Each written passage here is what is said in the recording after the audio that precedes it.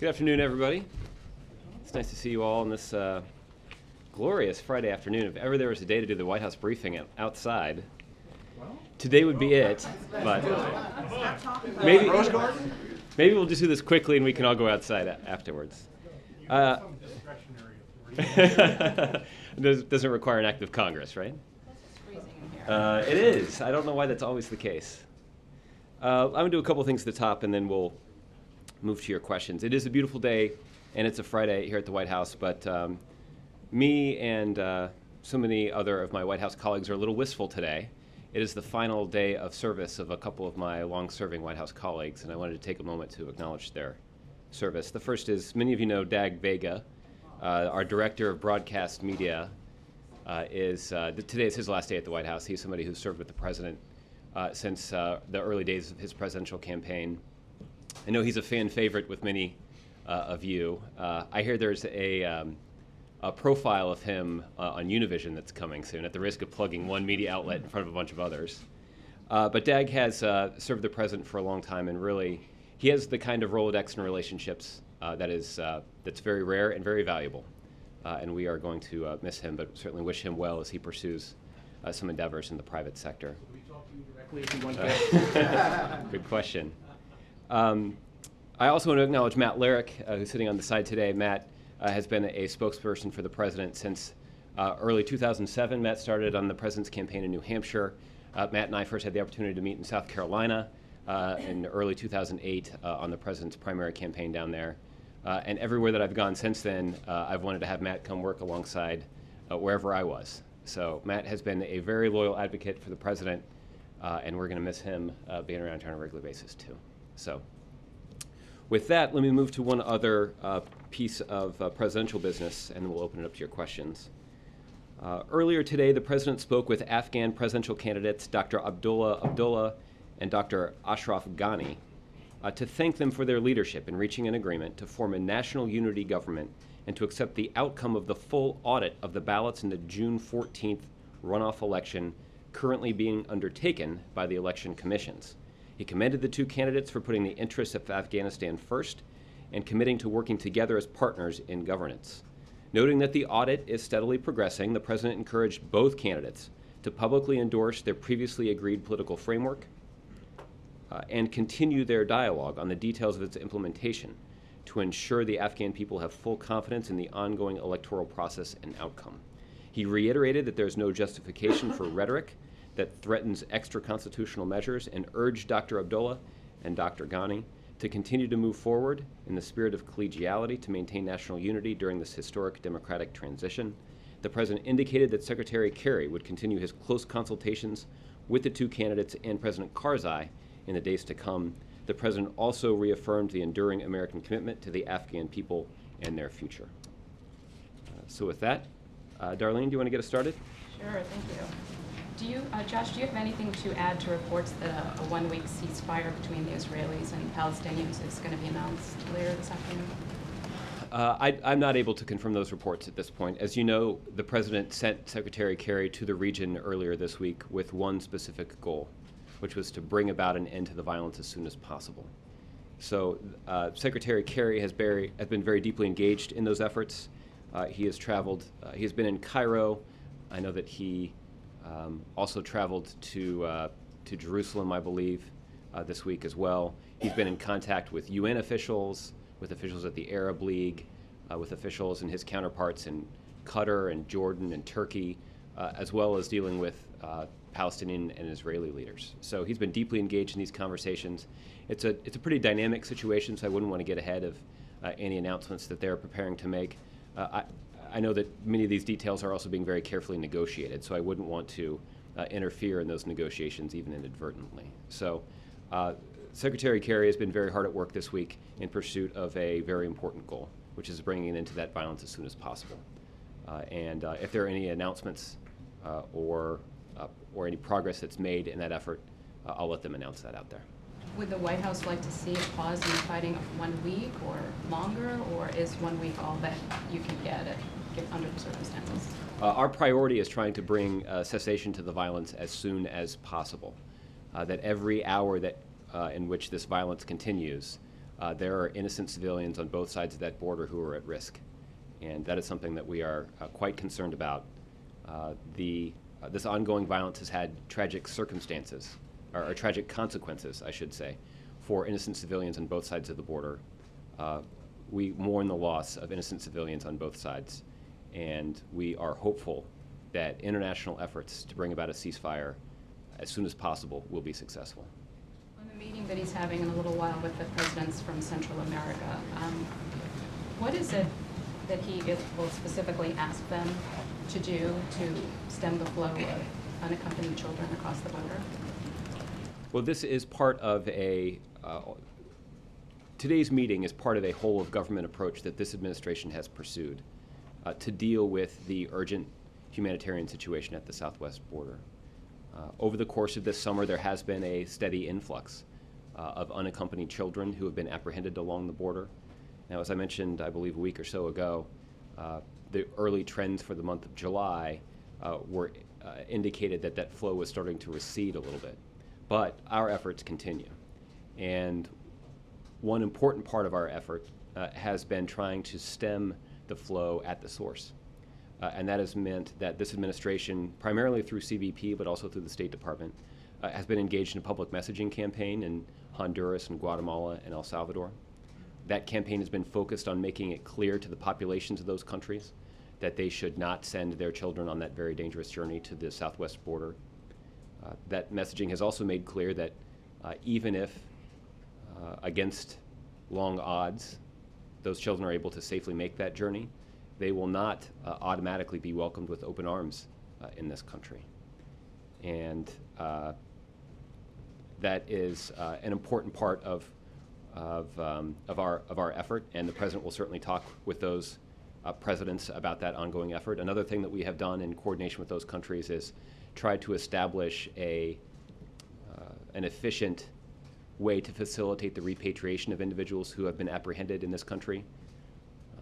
We have demonstrated our commitment to enforcing the law and also ensuring that those individuals get the due process to which they're entitled. So there have already been, as you all have reported, flights sponsored by the U.S. government to repatriate some individuals back to their home countries. Those repatriation efforts are ongoing, and they are done in conjunction with local efforts as well. After all, we don't want to be in a position where we are repatriating individuals back into a violent situation. We want to try to find a way that we can meet the humanitarian needs of these individuals, and working with host governments to establish repatriation centers is an important step in that process. Will he be offering them any money to help? Well, there have been some programs that the State Department has announced that have been instrumental in this effort. There are already some ongoing and critically important law enforcement operations and programs that beef up citizen security efforts in these countries. Many of the individuals who are pursuing this journey are fleeing pretty desperate situations, and the desperation that they are feeling is fueled by violence in their communities. So using United States law enforcement programs and resources to try to improve security in those communities is part of this effort. There are also a number of development programs through USAID that can be useful in improving the economic circumstances or even just the living conditions of individuals in these countries. So there are some existing programs and some programs that over the last several weeks have been enhanced to try to address some of the root causes of this illegal migration that we've seen this summer. Okay, Roberta. Josh, the U.S. Ambassador to NATO said just before we came out here that that more than 15,000 Russian troops are now on the Ukrainian border. And earlier today, the Pentagon said that Russia appears to be set to transfer more rockets to the separatists, possibly as early as today. I'm just wondering if you have any reaction from the podium about this latest development. And secondly, whether the White House is getting more worried that the sanctions regime to this point isn't having the intended effect of getting Russia to de-escalate. Well, we have been saying for a few months now, Roberta, that we are very concerned about the transfer of weapons and material from the Russian side of the border into Ukraine and into the hands of Russian-backed separatists in Ukraine. That has fueled the violence and conflict that we've seen in Ukraine. Unfortunately, it has also had tragic consequences for citizens from countries around the world after the downing of the Malaysian Airlines jetliner. In fact, last week, when the United States, the day before the downing of that jetliner, announced a new set of sanctions against Russia, we noted specifically that these sanctions were aimed at Russia's continuing efforts to provide weapons and material to the Russian-backed separatists. We've also called on President Putin and other leaders in Russia to use their influence with those separatists to urge them to abide by a ceasefire agreement. In terms of the sanctions regime that has been put in place, there are a number of steps that the United States has taken against individuals in Russia, but also against some large commercial entities in the banking, defense, and energy sectors. There's ample evidence, if you look at some of the economic data out of Russia, that those sanctions are having an economic effect. They have had an impact on economic projections that have been performed by outside agencies. I know the IMF and others, the World Bank, I believe, have downgraded their future economic projections for Russia in terms of economic growth in that country. We've seen a lot of capital flight and flows of capital out of Russia. That's an indication that international investors are wary or even reluctant because of the unstable situation in Russia to continue making investments there. We're also seeing that the central bank in Russia is concerned about the health and well-being of the currency there. We've seen the Russian central bank expend significant sums of money trying to shore up the strength of their currency. So it is clear that Russia has had to take a number of steps to respond and deal with the sanctions regime that the United States, in coordination with our allies, has imposed. So those economic costs have been imposed on Russia and felt by Russia.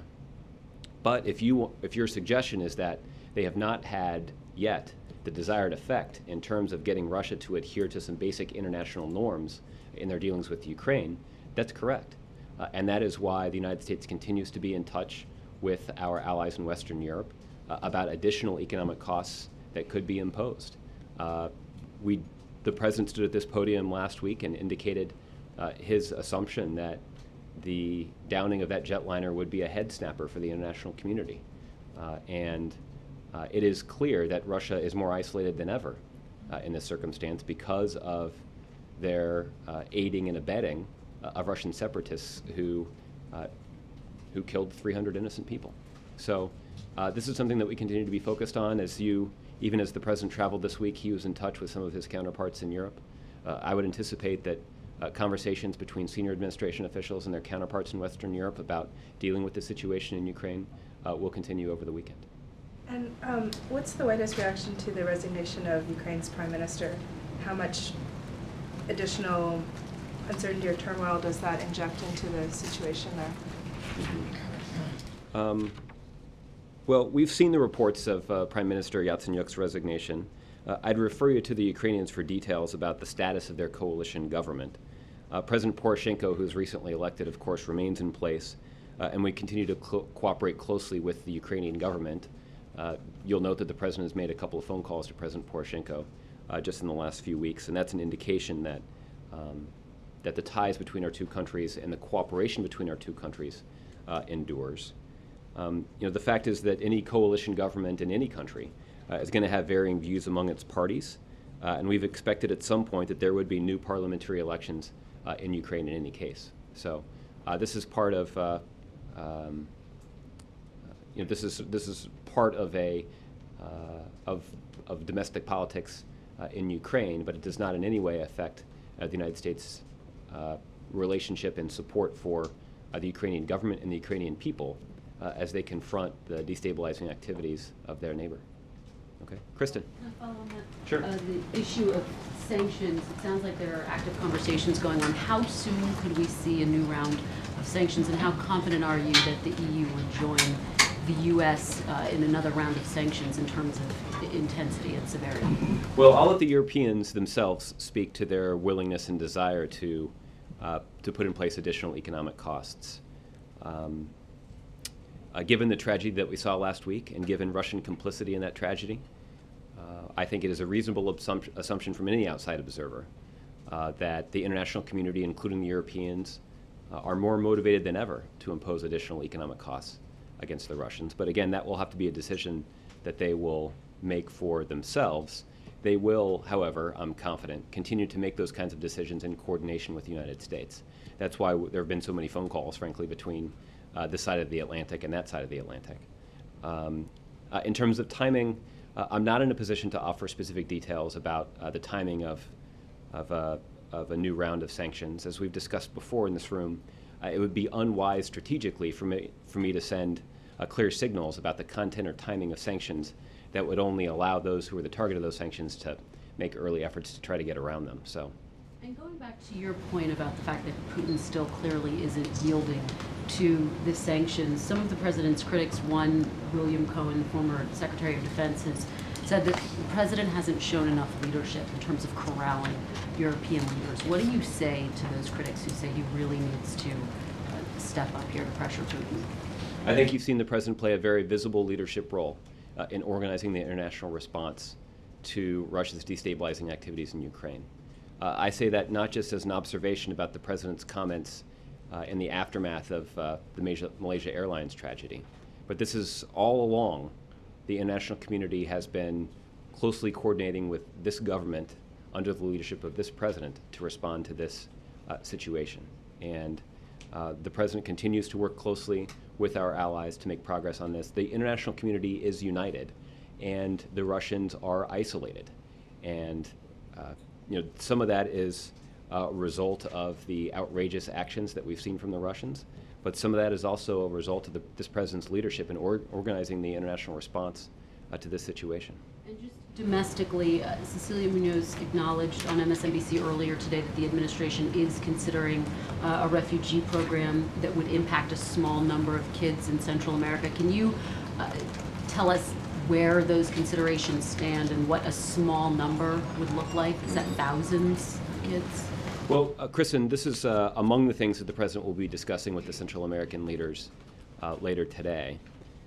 As you know, for a number of weeks now, this administration has been focused on what kinds of steps we can put in place to deter illegal migration from Central America. We've taken a number of steps. The public messaging campaign that I referenced earlier that's focused on ensuring that individuals don't make that long journey has been a focal point of our efforts.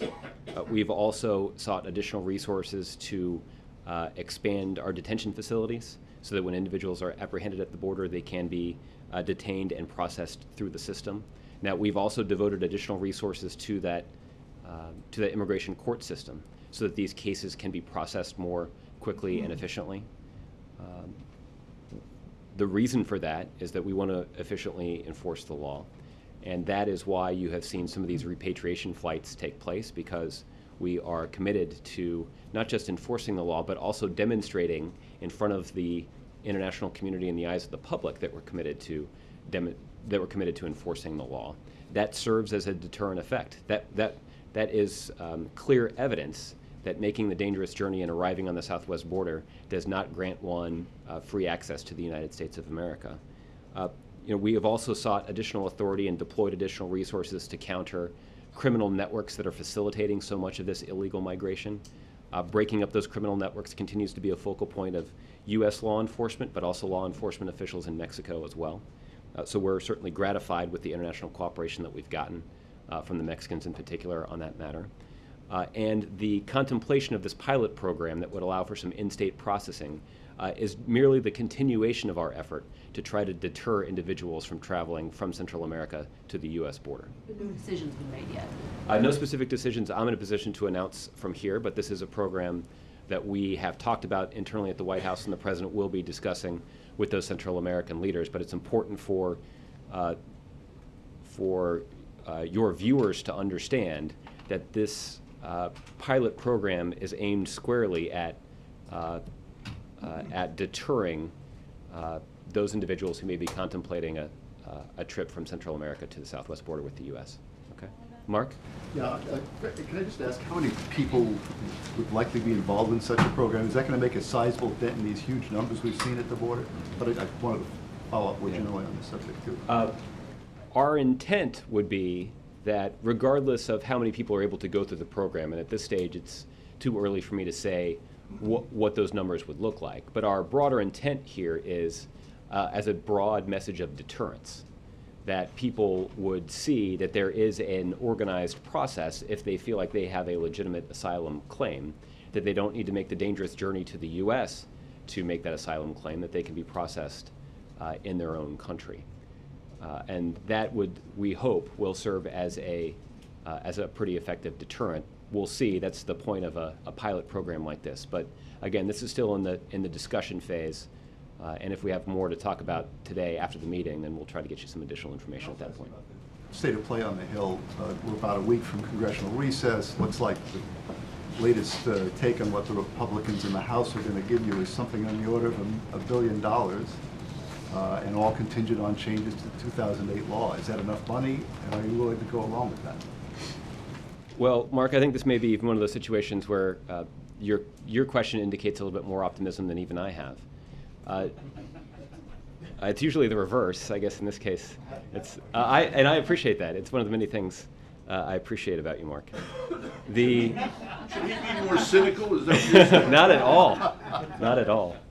I think my rare display of cynicism is actually rooted in Speaker Boehner's comments from yesterday. I saw that he did a news conference where he was asked, basically the question that you're asking me, is it safe to say at this point that Congress probably won't be able to strike a deal on legislation to deal with this immigration crisis before you all go home for a month? That was the question that was posed to the Speaker.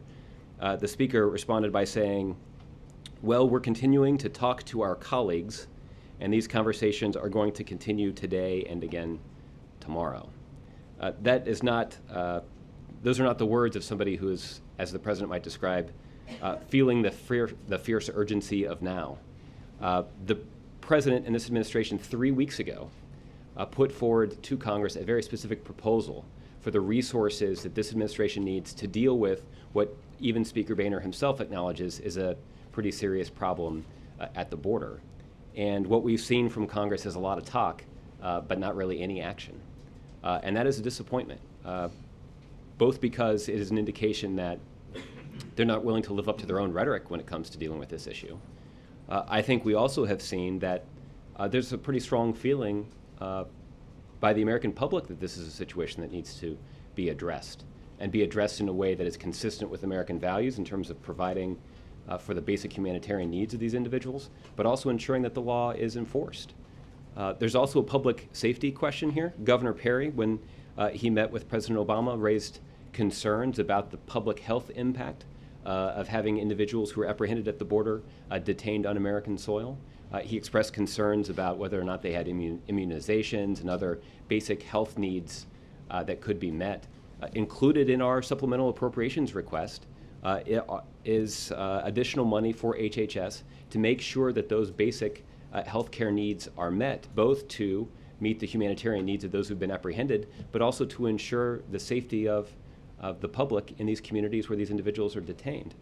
So Republicans themselves acknowledge that the proposal that's included in the appropriations request would meet some of the needs, many of the needs that they themselves have identified as a priority. But yet all we see from Congress are conversations that are going to continue today and again tomorrow. That's rather disappointing. What about that number, though? $1 billion, less than a third of what you asked for. Well, we've been pretty clear about what we think that we need. If there are additional proposals that Congress will actually act on, we're certainly willing to have conversations with them about what they're willing to do. But again, all we're hearing from the Speaker of the House is talk that's not backed up by any action. Okay? Vicara. Thanks, sir. Staying with immigration, why does the President want to send an assessment team to the border to determine whether the National Guard is required? Well, as you recall, Mike, the President had the opportunity to visit with Governor Perry down in Texas just a couple of weeks ago, as I mentioned to Mark. In the context of those conversations, Governor Perry indicated that it might be helpful to deploy some National Guard resources to the border. we made pretty clear that those individuals who are interested in adding resources to the border to provide for border security should be strong supporters of comprehensive immigration reform that would invest about 20,000 boots on the ground. Governor Perry's suggested that sending 1,000 boots of National Guard troops to the border would serve as a deterrent. And what the president, so despite that slight intellectual inconsistency that's articulated by the governor, the president, demonstrating his commitment to acting in bipartisan fashion, said he would at least consider the request that Governor Perry had made. So part of considering that request to send additional National Guard troops to the border, the president directed the Department of Defense and the Secretary of Homeland Security to dispatch an assessment team to the border to see what sort of DoD resources might be useful in helping address the situation there. After all, we would want to make sure that any additional resources that are sent to the border are closely coordinated with the widespread efforts that are already ongoing there. So it raises a few questions. Number one, to follow on Okay. Mark, what House Republicans say they want to do at this point is to allocate money to have the feds basically pick up the tab for the National Guard. Would you be in favor of that portion of their proposal? And number two, I mean, when this has been done in the past, President Bush did it in 2006, there were conflicts with existing law enforcement, like the Border Patrol. What are your concerns that the National Guard could be effective in actually stopping the flow as opposed to interfering with existing law enforcement? Well, just to take the last part of your question first, it's the problem that exists at the border right now is not that there are individuals who are seeking to evade detection at the border. Rather, individuals are crossing into this country and seeking to turn themselves in to Border Patrol agents, state law enforcement officials in Texas, even local law enforcement officials, in an effort to escape the elements, which are pretty severe at this time of year. But also to pursue their claims through the immigration process. So that's what's so difficult to explain about the National Guard request, that the issue is not ensuring that we can detect everyone.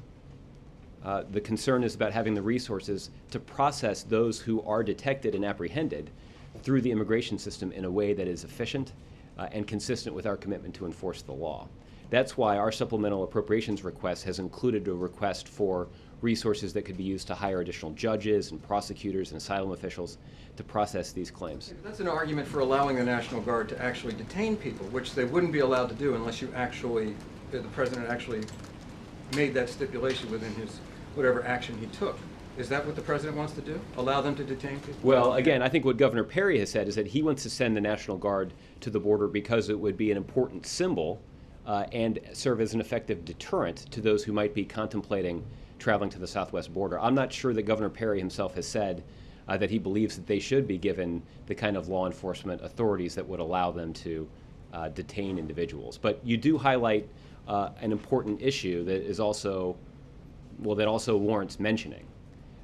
If there are additional resources that are deployed to the border from the Department of Defense, the National Guard, or anybody else, we want to make sure that they are appropriately integrated with the efforts that are already ongoing along the border.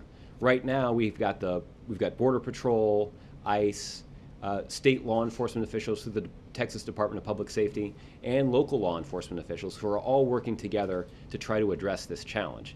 And that is those are just the individuals who are actually serving a law enforcement function in terms of apprehending individuals. There's a whole separate set of federal agencies, HHS, DHS, FEMA, who are coordinating the humanitarian response to make sure that those individuals who've been apprehended can also be detained in a humanitarian way. So there are a lot of resources that have been deployed to deal with this situation, and anybody who's contemplating adding to those resources, we want to make sure that any additional resources are appropriately integrated into the system that's already in place. Okay, Jessica. As you probably know, two of the presidents at least have been making two of the presidents of Central America, these countries that are here today, have been making these rounds yesterday, and there was a call yesterday for the White House to spend less on law enforcement at the border and more on education initiatives in their country and efforts to get rid of the gangs they say came as a result of Merida and other what they call effective programs in Mexico and in Colombia. And I just wonder if that's on the table and what the White House response is to the idea that you also have to change the conditions in these countries or be a part of that in order to change the reason why people are coming. Well, some of the substance of the conversations that the president will be having with these Central American officials is to talk to them about what we can do to stem the tide at the source.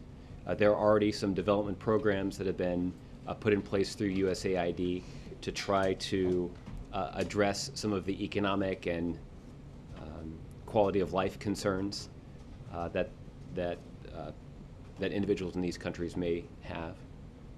So there already are American resources that are being devoted to that effort. The other thing that we can do that is the subject of a lot of conversation even outside this latest situation is extending and enhancing law enforcement cooperation between law enforcement agencies in Central America and in the United States. In some cases, that means offering some expertise and resources to local law enforcement about steps they can take to enhance security in communities in their country. This Citizen Security Initiative is something that the president talked about when he traveled to Central America a couple of years ago. So this will be the subject of ongoing conversations. It has been so far, and it will be part of the conversations between the leaders today. There wasn't any money in this latest proposal for these types of development initiatives. Is there an appetite to add that to the current proposal or to look at a second proposal along those lines? Well, that's certainly an option on the table, but I'd refer you to the State Department for specific guidance about resources that have already been devoted to this effort and for additional resources that are available to address some of those concerns. Roger. Thank you. Congressman Henserling this morning said that he had written to the president asking the president to stop Russia from engaging in Exim Bank financing. He said the president has the power, the authority now to intervene. Is that a good idea?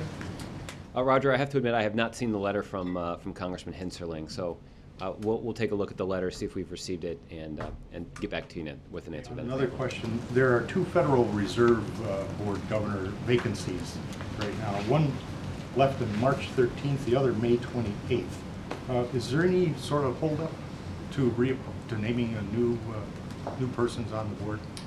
There's no holdup that I know of, but I'm also not in a position to make any personnel announcements from here today, beyond the notes that I mentioned earlier about Dag Vega and Matt Larrick. I don't think they're in the running to be appointed to the Fed. Anything imminent on it? Why not? I don't have any details about timing at this point. Okay. Bill.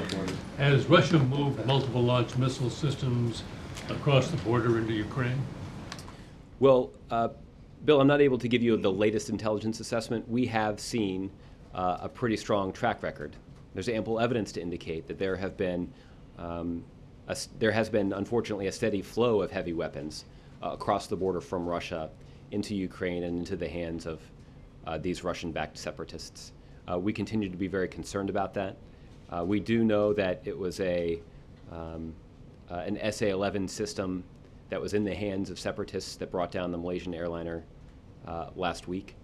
We know that Russia had been involved in training separatists to use that system, and that is why, why the Russians are responsible for that, and why the international community is now focused on isolating the Putin regime and getting them to change their behavior in Ukraine. There were apparently one or more systems moved close to the border earlier.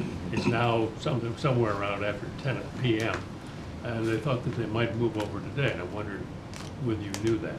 I'm not in a position to offer a specific detailed intelligence assessment about today's movements of heavy weapons. Is there firing across the border in either direction?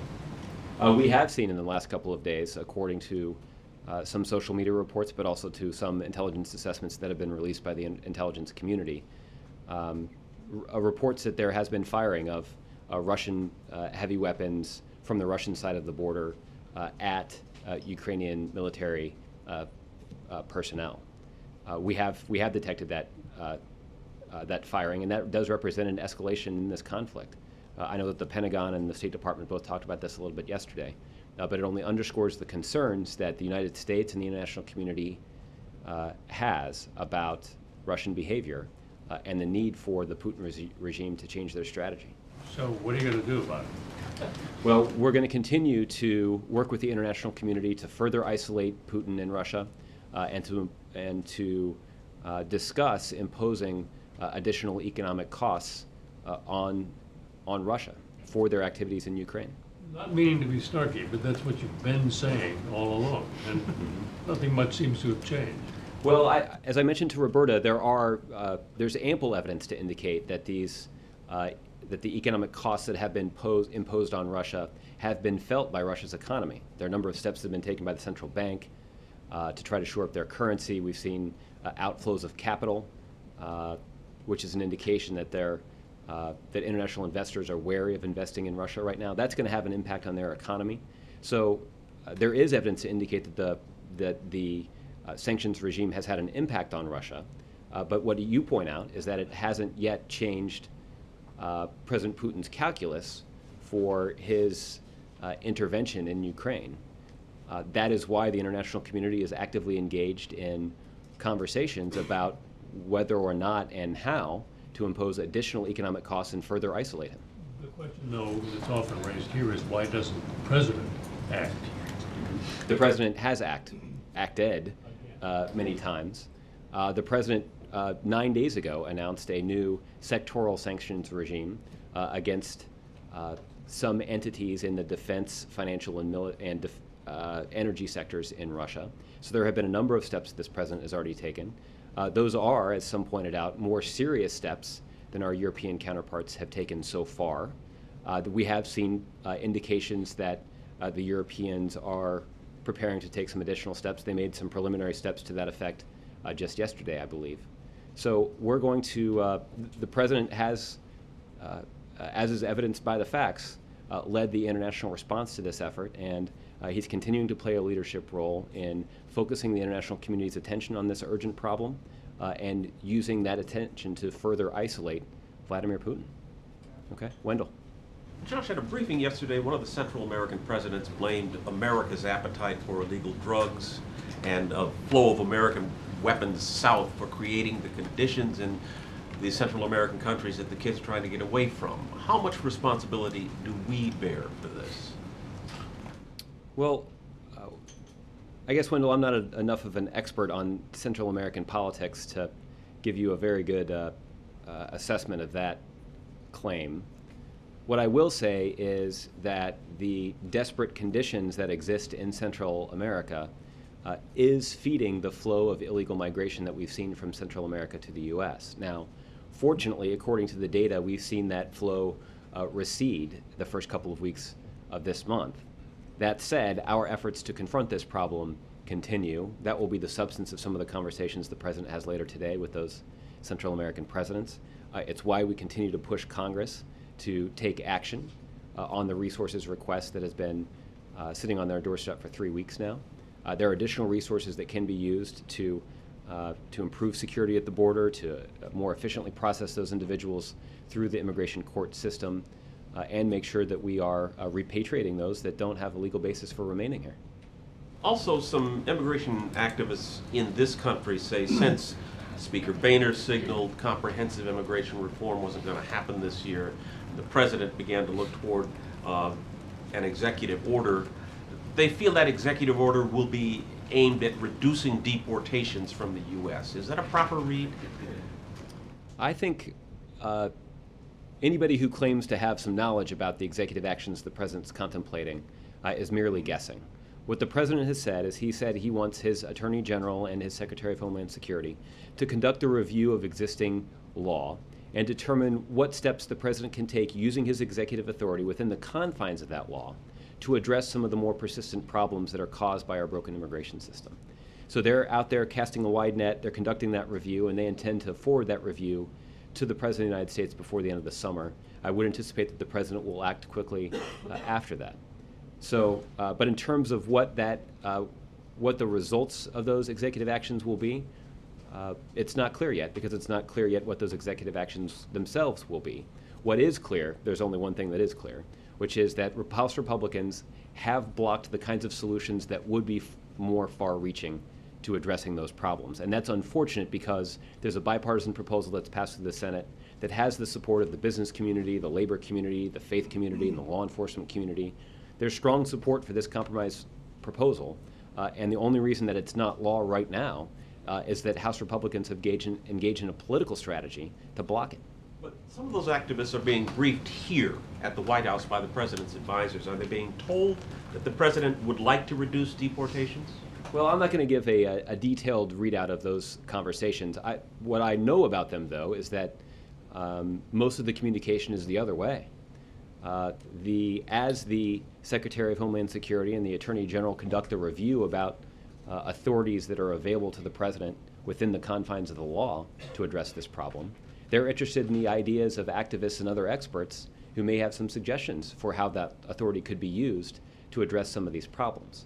But again, in terms of what the outcome is going to look like, we're going to have to wait till that review has been conducted and the president's made a decision about what executive authority he'd like to exercise. Okay, Carol. Just wanted to be clear, when you were talking about the pilot program earlier, you're talking about a program that would start in Honduras and then move into El Salvador and Guatemala. That's right. Generally speaking, I think that some of these details are awaiting a presidential level conversation. So I don't want to get ahead of those conversations. But what has been discussed, I guess is the most accurate way to say it, is a program that would set up facilities in some Central American countries to allow asylum claims to be processed in those states, or in those countries, I guess I should say, for the sake of clarity. That would, right now, what we're seeing is individuals who feel like they have asylum claims making a very dangerous journey from Central America to the southwest border, or they're then put in the immigration system in this country, they're detained in this country while their asylum claim is considered. The idea here is that in order to deter them from making that dangerous journey, we'd set up a system in coordination with these host countries to allow those claims to be filed in that country without them having to make that dangerous journey. That's the idea, and that's why it's consistent with our other deterrence efforts. Okay, but you're not confirming that that's how it would, in the discussions of it, that that's what's being discussed, to start in Honduras with the pilot program and then move into the other? In terms of the countries where these would be located, I'm not in a position to confirm that right now, but you understand the general idea. Can I just, on Ukraine, it's a little over a week, obviously, since MH17. Does the administration have any doubt that that plane was brought down by separatists using an S-11 system? Do you guys have any doubt about that now at this point? Well, what we have seen is we've seen that there were heavy weapons moved from Russia to Ukraine, that they have moved into the hands of separatist leaders, and that those separatists who are backed by the Russians were trained by the Russians to use those systems. Those systems include anti-aircraft weapons systems, and according to social media reports, those weapons include the SA-11 system. What we also know is that the Malaysia Airlines jet was brought down by a missile that was fired from the ground.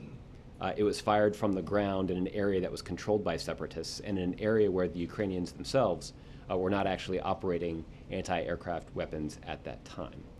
So that is why we have concluded that Vladimir Putin and the Russians are culpable for this tragedy. And I guess the other thing I would point out, I'll look for my notes here, that I noticed a recent comment from Senator Chambliss, who is the vice chair of the Senate Intel Committee. He's a Republican and somebody that doesn't often agree with the White House, but he did say, whether it was, this is a quote here, whether it was the Russians themselves that pulled the trigger or Russian separatists trained by Russians, it's all the same, and it all goes back ultimately to Vladimir Putin. So that is an indication that based on somebody who has reviewed the classified intelligence assessments, that President Putin is responsible, and that is why we are coordinating with the international community on a response that targets Russia for their actions. You can say that you're 100% certain and you have no doubt. Well, that sort of assessment is something that would be delivered by the intelligence community, and so I'm not going to speak for them. I'd let them do that. What I was able to review for you, though, was the intelligence that has been provided that I think paints a pretty clear picture about what exactly happened and who exactly is responsible. That is an assessment that Senator Chambliss, somebody who has reviewed the classified intelligence on this matter, agrees with.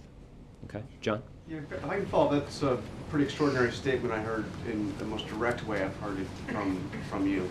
You just said Vladimir Putin and the Russians are culpable.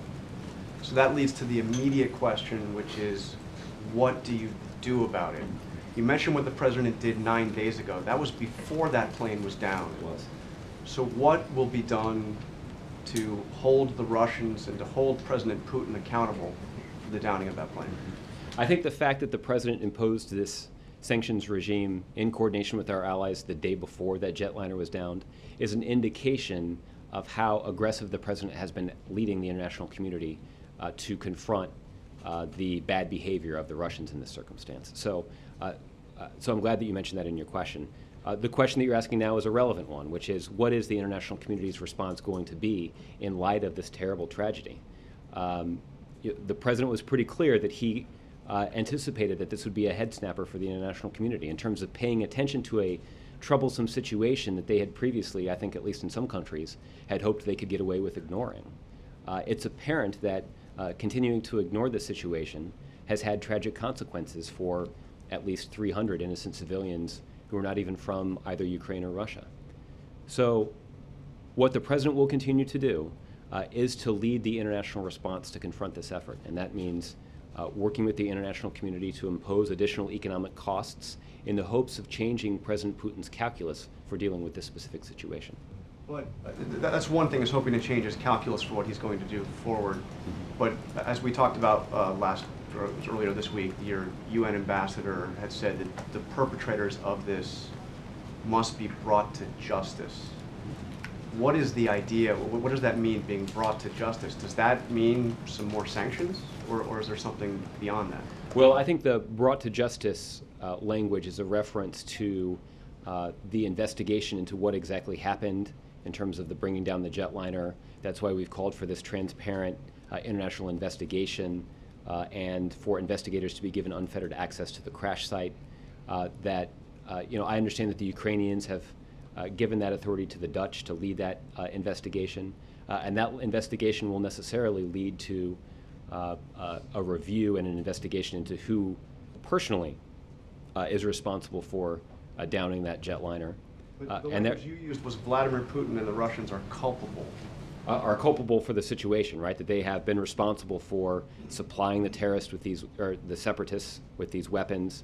But didn't you use that in conjunction with the downing of that plane? You said Vladimir Putin and the Russians are culpable. Right, because of the intelligence that I've laid out earlier that's already been released by the intelligence community.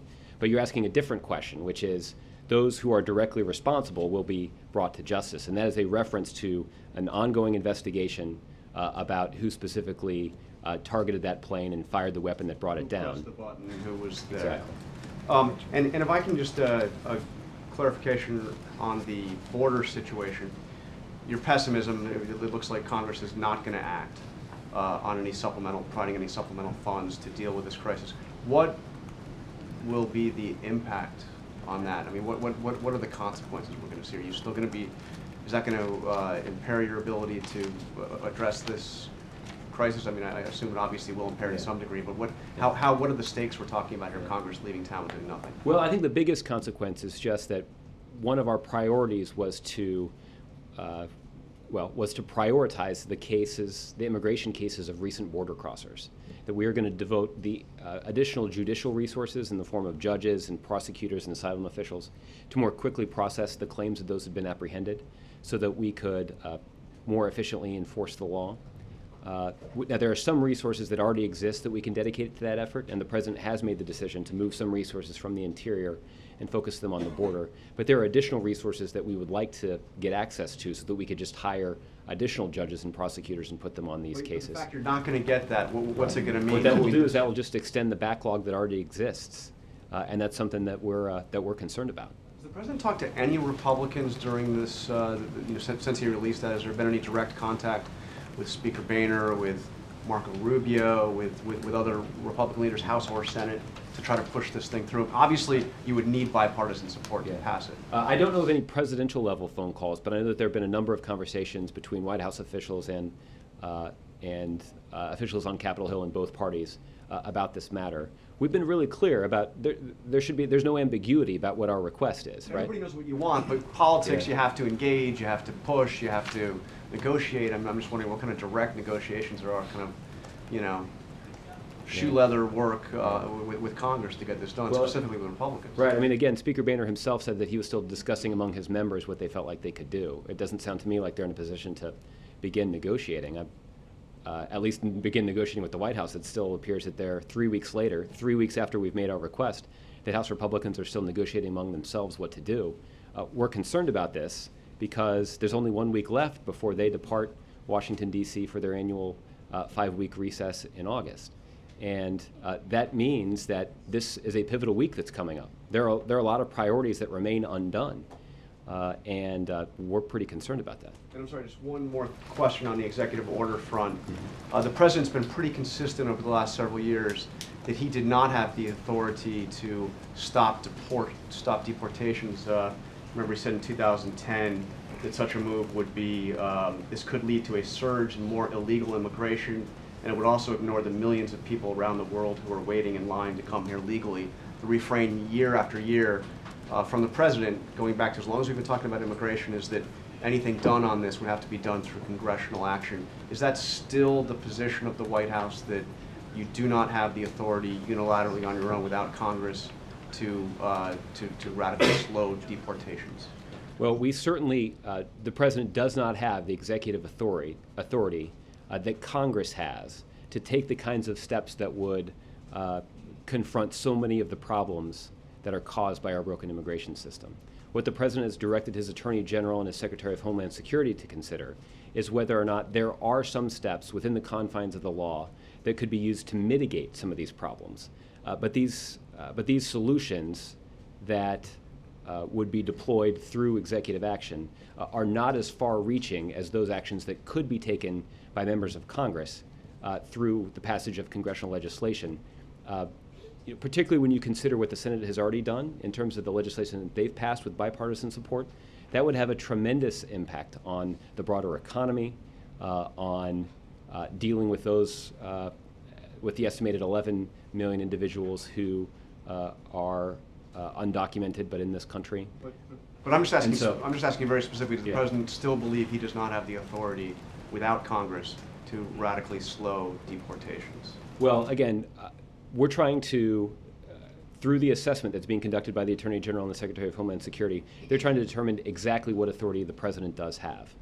What I can assure you of, and I think what the president was alluding to in those remarks that he's made in the past, is that any steps that he takes unilaterally will not be as impactful as the steps that Congress could take by passing legislation that's already passed through the Senate. The only reason it hasn't passed through the House, of course, is because it's something that's blocked by House Republicans. Is his goal to slow deportations? Well, Wendell, our goal is to try to address so many of the problems that have been created by our broken immigration system. If you listen to the rhetoric of Democrats and Republicans, many people acknowledge that there are a wide range of problems that are caused by our broken immigration system. What we want to try to do is pinpoint what problems can be mitigated through the use of executive authority. Any solution that we're able to put forward will not be as impactful as congressional legislation. So, Peter? Two quick questions. Sorry, on the sanctions. Is the question whether it's whether still or just which and when? And the reason I asked last night when you all put out a readout of the conversation with Prime Minister Root, it said the President and Prime Minister agreed that Russia must not be permitted to stabilize the situation in Ukraine without incurring additional costs, and that, accordingly, the international community will need to enact additional sanctions. That sounds like there's no whether at this point, it's just a matter of when and which ones you pick. Well, it's certainly the position of the United States, Peter, that additional costs should be imposed on Russia and Putin for their actions in Ukraine. Ultimately, our counterparts in Europe will have to make their own decision about the steps they're willing to take to do exactly that. We saw some positive indications yesterday and some preliminary steps that they had announced. I know that there are meetings among European leaders next week, and they have set a deadline for the end of the month, which is a week ago yesterday, for trying to come to a decision about what exactly they'll do. So we do believe that additional steps should be taken, but ultimately those are decisions that have to be made by those European leaders. So this is not referring to U.S. sanctions. You're not saying more U.S. sanctions are coming. It's just a question of when and which one. I think I don't have the readout in front of me. I think the reference, but I'm not trying to dodge the question. I think the reference is to our view that additional costs in one form or another need to be placed on the Russians to try to get them to change their calculus for the way that they're acting in Ukraine. So the next obvious step would be for the Europeans to take action. And the United States is also considering additional action as well. Different subject on the healthcare lawsuits this week, or the rulings. This Jonathan Gruber video, do you have a response to this? Your critics are saying this shows that, in fact, there was an intent, or at least a knowledge, that this law was not intended to mean subsidies would be provided in the instances the court has now ruled out. I do have, I mean, the thing that Mr. Gruber has said is that even by his own analysis and projections, he had always assumed that all eligible individuals would get tax credits, whether or not their state marketplace was run by federal officials or local officials. I'd also point out that Mr. Gruber filed an amicus brief in the Halbig case, taking the administration's side that all individuals should get access to those tax credits, as long as they're eligible to get them. So I think his views on this are pretty clear. I think that he described those remarks as a mistake, but I'd refer you to his explanation for why he said them. I think what is clear is that he, like Congress, intended for every eligible American to have access to tax credits that lower their health care costs, regardless of who is operating their marketplace. He said at the time that it was not intended, that in fact this is meant to be an incentive to states to sign up, to do their own rather than to sign up for the federal exchange. Well, again, I think that he said that's a mistake, that those comments were a mistake and didn't represent his views. I do think that there's ample evidence to indicate, based on his own analysis, his own projections, and even his own legal filings, that he supports the administration view that every eligible American should have access to those tax credits. Jim? Earlier this week, you and others in the administration were calling on the Israelis to take greater steps to minimize civilian casualties, and you had these awful deaths at this UN school in Gaza. It's not exactly clear who is responsible for that, I don't believe, but and then later in the week you had this outrage expressed in Israel and here in the United States over the FAA's decision to halt flights into Tel Aviv. And I'm just curious, where are U.S.-Israeli relations right now? Do you feel that that they were listening to your call, the White House call earlier this week, to take greater steps to minimize civilian casualties? And what did you make of that outrage that was being expressed in Israel about the FAA's actions? Well, first, I'm glad that you brought up the terrible violence that we saw in Gaza yesterday. I do want to note that we are deeply saddened and concerned about the striking of a UN Relief and Works Agency school in Gaza. We convey our deepest condolences to the families of those killed and injured in this incident, as well as the UN staff. We again urge all parties to redouble their efforts to protect civilians. In terms of the FAA's decisions, those are decisions that are obviously made independent of the White House. What I can tell you, though, is that the FAA was in close touch with Israeli officials as they were making those decisions. The decision that FAA announced was made with their goal, with the specific goal in mind, and that goal is ensuring the protection of the traveling public, particularly Americans who are traveling. The FAA sought additional assurances from the Israelis before making their decision to lift that ban. That's what they did. They got those assurances, and they made the decision based on their own criteria and calculations. So, I think that is actually, Jim, evidence of the close coordination that continues between the Obama administration, even independent elements of the Obama administration at the FAA, with the Israeli government. And let me just finish. That FAA decision, though, was canceled almost in the middle of the night. After it was extended for up to 24 hours. Was there political pressure that was being felt here at the White House in the administration to let that halting of those flights expire early? Well, this is a decision that was made. No political no political, I guess, considerations are being made in terms of the FAA's action, but were there political considerations in terms of ending that FAA action? The FAA made this decision independent with one goal in mind, which is ensuring the safety of the traveling public. And the thing that I want to point out about that time frame that I think is also relevant to this is they put in place a 24-hour ban on flights into the international airport in Israel. Then they put in another 24-hour ban, which I think is an indication that they were serious about what they were trying to achieve in terms of ensuring the safety of the traveling public. When they'd received the necessary assurances from the Israeli government, they lifted that ban immediately. I think that, again, is indicative of a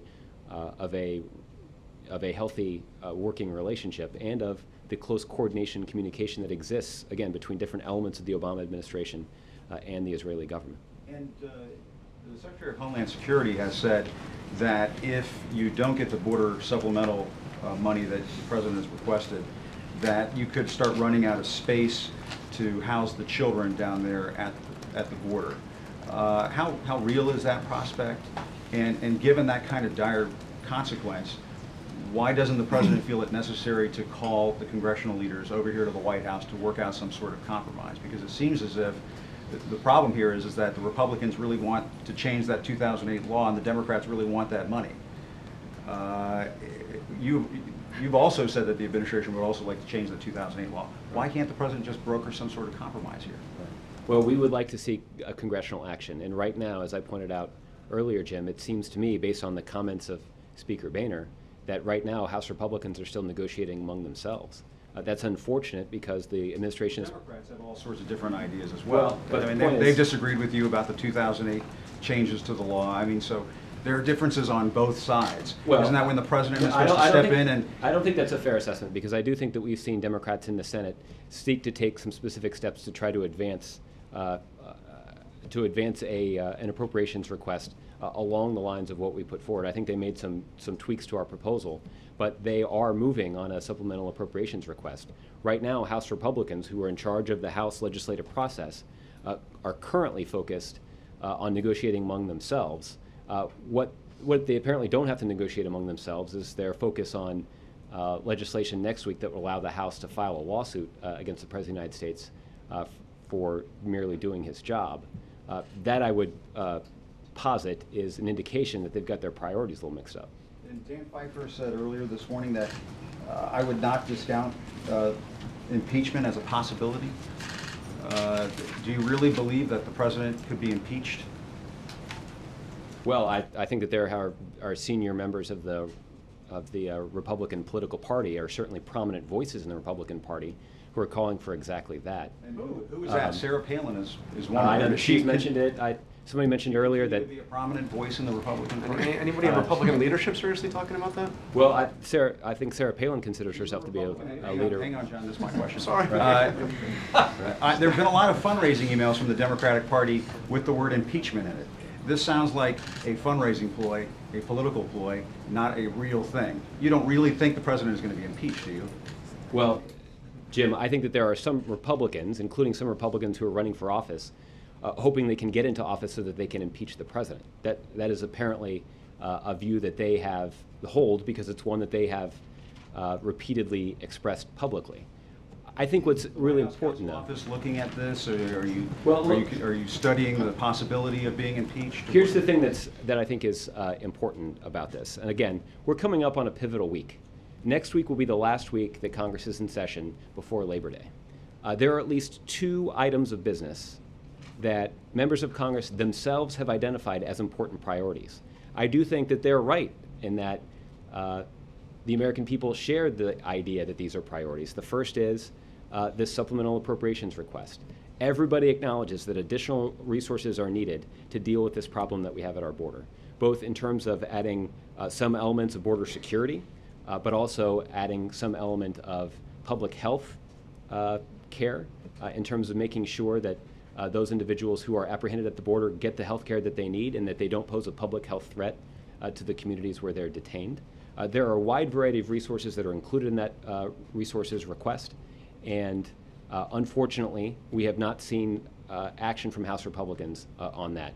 We have also not seen action from House Republicans on the VA reforms that we spent a lot of this summer talking about. We saw a lot of congressional Republicans racing to be interviewed by television reporters, asking them about the importance of reforms to our Veterans Administration system. Consistently, congressional officials, Republicans, indicated that was an important priority, that it was the least that we could do for our veterans and their families. But here we are, 1 week before Congress is about to leave town, and there's no discernible path that Congress is going to make progress on this. Instead, we see House Republicans giddy about the prospect of passing legislation, a long party line vote, to pursue a taxpayer-funded lawsuit against the President of the United States merely for doing his job. That is an indication that House Republicans don't have a clue about the priorities of the American people. And I hope that they'll spend some time over the weekend thinking about it, maybe even talking to some of their constituents about what the priorities should be. And hopefully we'll see some action on some things that Democrats and Republicans in Washington and across the country agree need action. Right now, all we get from House Republicans is a lot of talk and some action on a partisan taxpayer-funded lawsuit against the president. JC? Josh, it seems the Israeli cabinet has just rejected Secretary Kerry's ceasefire proposal. Is it time for the president to discuss with the secretary additional incentives, additional reworking of the proposal? And although it has never been traditionally the way this administration feels about negotiating with terrorists, as Hamas is called, under these extenuating circumstances now, is it possible that that Secretary Kerry may in fact meet with some of the leadership of Hamas? Well, JC, I'm not in a position to react to those reports that apparently emerged in the middle of the conversation we've been having here this afternoon. The way that Secretary Kerry has pursued this ceasefire agreement is he's talked to both Israeli and Palestinian leaders. He's also talked to a number of other leaders, including those leaders of other countries, including those that have some influence over the Hamas leadership. We don't deal with Hamas directly, but there are some other leaders and officials in other countries that do have a solid working relationship with Hamas, and it is through them that we engage in these kinds of conversations. But again, the goal that the Secretary of State is pursuing is a very clear one, which is to bring an end to the violence as soon as possible. April? Josh, a couple of questions. Back on the CNN question, how concerned is this administration with the remainder of the elections that we have left? Because that could translate into articles of impeachment being pushed forward. We're hearing some of them could already be written up and just waiting for changes in the chambers over there. Well, again, April, there are some prominent members of the Republican Party who have articulated their support for articles of impeachment. That is the view that they've articulated. What we're focused on is the business of the American people. I think the president's been very clear about what his priorities are. His priorities involve advancing American interests around the globe, even in the midst of some tumultuous circumstances. The president is focused on his domestic agenda that starts with expanding economic opportunity for the middle class. The House Republicans in particular seem to have some different priorities, but I'll let them try to explain to the American public what those priorities are, and that'll be their difficult task. So going back to my question, what is the concern of this White House as it relates to this election and the possible outcomes? Well, the election's still a few months away. I think our primary concern right now is that there are urgent priorities that are being blocked by House Republicans right now. Those priorities include reforms to the VA. Those priorities include the additional request for resources to deal with the problem at the border. House Republicans are blocking common sense immigration reform that's already passed the House. House Republicans are blocking measures to raise the minimum wage, to ensure equal pay for equal work, a range of other important economic proposals. That really is the focal point of our concern at this point. And also, Paul Ryan is looking to merge some anti-poverty programs. What are your thoughts? What's the thoughts around here at the White House? Well, I haven't had a chance to review those programs in much detail. I know that the previous House Republican proposals have decimated the kinds of programs that are so critical to middle-class families and those families that are trying to get into the middle class. The Republican explanation for why those programs need to be gutted is that they are looking for money so that they can increase tax cuts for the wealthy and the well-connected. I am told that there are some proposals that are included in Chairman Ryan's proposal that mirror some of the things that the president has advocated. I know that there is a proposal in there that would expand earned income tax credit benefits to some workers that don't actually have children. I know that there's a proposal for criminal justice reform in there. So there may be an opportunity for us to find some common ground to advance some priorities for middle-class families. But we'll have to see how serious Chairman Ryan actually is about that. Anything new, any information on the U.S.-Africa summit that's about a week away? Nothing new, but I'm sure that I'll have more about it next week. Mr. Nakamura.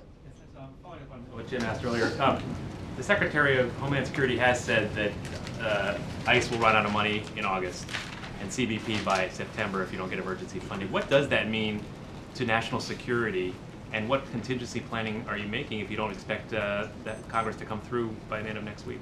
Well, I'd refer you to DHS for what impact Congress's failure to act would have on their day-to-day operations. The White House is concerned about that in terms of, or looking at that. Is the White House looking at that? What well, would happen if they run out of money? I know that White House officials, particularly those who work over at OMB, are in regular touch with agencies about the funding that's necessary for their agencies. But in terms of what the ultimate impact of Congress's failure to act would be, I'd encourage you to check with those agencies. The thing you mentioned that you like that if the National Guard is deployed by Governor Perry, as he said, you would like it to fit in with other law enforcement efforts already to make sure there's no confusion and chaos.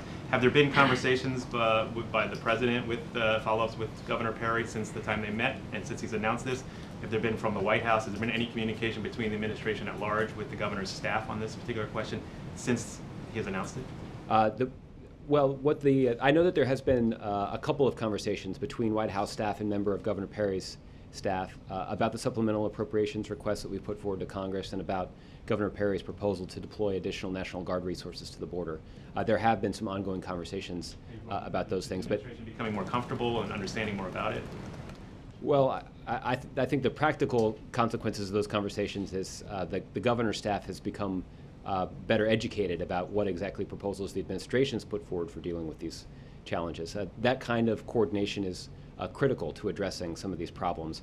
I know that there's already an ongoing and strong working relationship between the Texas State Department of Public Safety and federal border security officials as it relates to coordinating those efforts. We just want to make sure that if additional resources are provided, that they are integrated into those relationships that already work pretty well. Okay? Jared, I'm going to give you the last one. Thanks, Josh. Since your cynicism about Congress has already been primed today, is the president going to be similarly disappointed if he sees a CR proposal before the August recess? Say the last part again. I guess I didn't quite get the question. If there's a continuing resolution pushed by Republicans in the House before the August recess, some Democrats in Congress have said that this would be a bad idea, jumping the gun before, and that there's still time to do that. Would the president be disappointed in seeing a CR before the August recess? I don't know that we've taken a position about whether or not the House should act on the CR before the Congress recess. I mean, I think I've laid out what I think are sort of our priorities right now, which are getting this supplemental appropriations request through Congress and getting these VA reforms through Congress. I know that there's also some talk of them taking some action, even on a short-term extension of the Highway Trust Fund. That would also be an obvious priority. I'm not quite as cynical or pessimistic about their efforts in that regard. And a couple times today you've quoted the Speaker about immigration. The Speaker's also said that he's not interested in impeaching the president. So why do you believe what the Speaker says when it comes to immigration, but not when it comes to impeachment? Well, I do believe that the Speaker on a number of occasions said that there were not going to be steps taken by Republicans to shut down the government over health care. We did see that happened. So, again, maybe that means that you need to ask him a little bit more about whether impeachment's on the table or not. And maybe he can give you a more detailed answer than he has thus far. But, there's no doubt that there are other prominent voices in the Republican Party that have strongly advocated impeachment. And again, that's part of their agenda the President's agenda is not focused on those kinds of political sideshows, but is actually focused on advancing an agenda that will expand economic opportunity for middle-class families. So with that, why don't I do a week ahead, and I'll let you guys get outside to enjoy this beautiful Friday afternoon. 1 second here.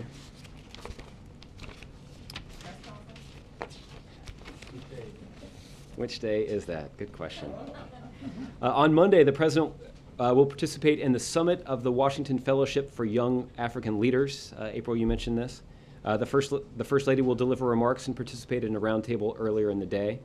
The 3-day summit will cap off the Washington Fellowship, the flagship program of the President's Young African Leaders Initiative, and give 500 of sub-Saharan Africa's most prominent young leaders the opportunity to engage with U.S. government officials, entrepreneurs, civil society representatives, as well as leaders in international development. In the afternoon, the President will award the 2013 National Medal of Arts and National Humanities Medal at the White House. The First Lady will also attend. In April, we will have some more information about that Young African Leaders Summit next week. On Tuesday, the President will attend meetings at the White House before that evening, where he will depart for, yes, Kansas City, Missouri, where he'll remain overnight. A fine city for the President to visit. Eric going on that trip? I'm delighted that the President's going, but Eric will be traveling with the President that day. I know it's a disappointment to me as well. Fundraiser associated with that? I don't believe so. I don't believe so. On Wednesday, while in Kansas City, the President will deliver remarks on the economy. We'll have some additional details about the President's travel to Kansas City, Missouri early next week. That evening, Wednesday evening, the President will return to Washington. On Thursday, the President will deliver remarks at the Department of Housing and Urban Development. In the evening, the President and First Lady will host a celebration of Special Olympics and a unified generation at the White House to mark the anniversary of the Special Olympics.